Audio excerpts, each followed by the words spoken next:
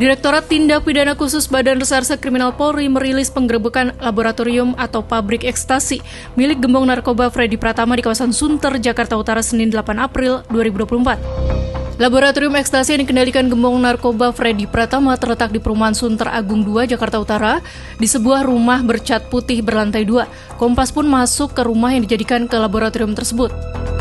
Saat masuk, kedua mata terasa sedikit perih.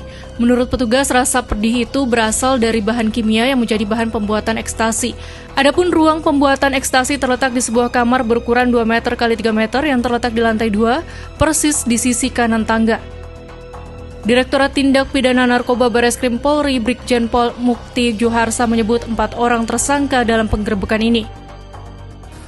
Dan untuk pembuatan daripada ekstasi ini dikendalikan oleh saudara D yang merupakan DPO, yang merupakan ahli kimia daripada orangnya Freddy Pratama.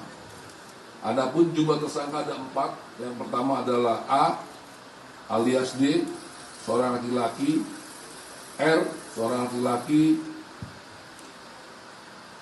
C, seorang laki-laki, dan G, seorang laki-laki. Ya, yang menjadi DPO tetap Freddy Pratama alias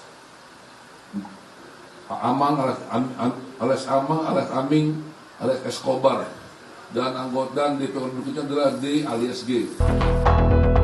Dari penggerebekan itu, petugas menyita 7.800 butir ekstasi serta ratusan kilogram bahan baku atau prekursor.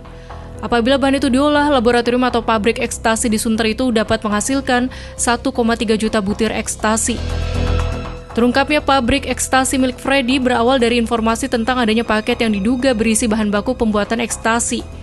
Dari penyelidikan didapatkan informasi mengenai lokasi berupa rumah di Sunter tersebut.